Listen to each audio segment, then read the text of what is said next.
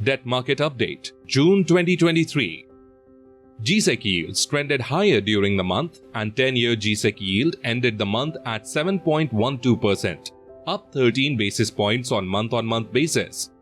The rise in yields was driven by moderation in demand from insurance sector, relatively hawkish MPC minutes, steady growth momentum, rise in US yields and hawkish commentary by US Fed members, etc. However, this was partly set off by drop in CPI for May 2023.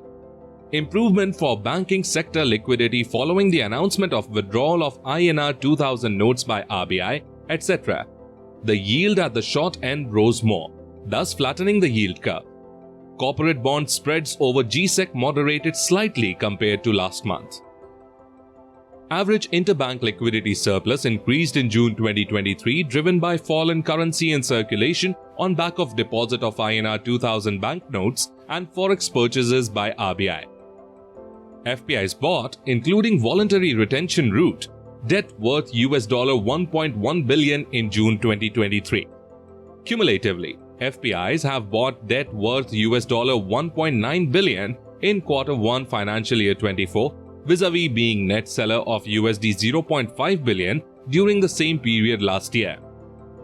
MPC minutes released for its June 2023 meeting were on a hawkish side, with most members cautioning against complacency towards inflation in view of the resilience in growth and emphasized bringing down the headline CPI to its target of 4% and not just within the tolerance band. We continue to believe that RBI's future course of actions will be lot more dependent on incoming data, and it is not likely to restart rate hikes soon. Outlook.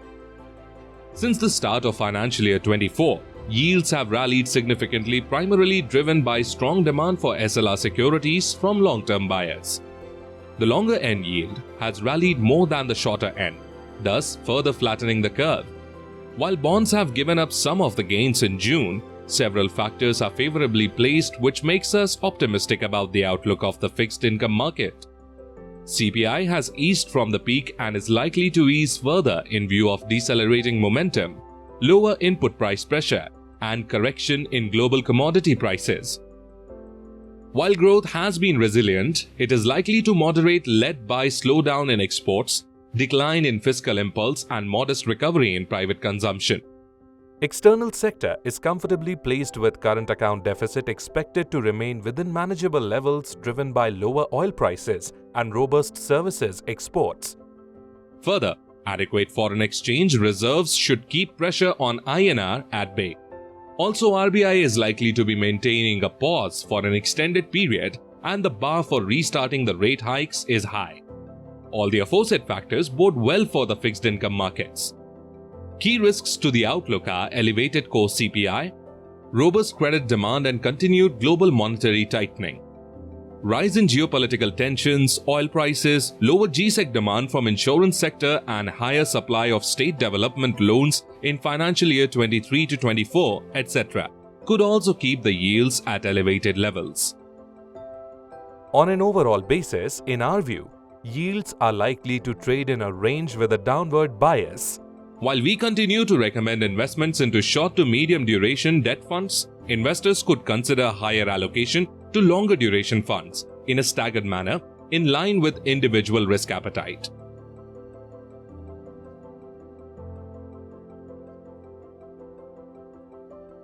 Mutual fund investments are subject to market risks. Read all scheme-related documents carefully.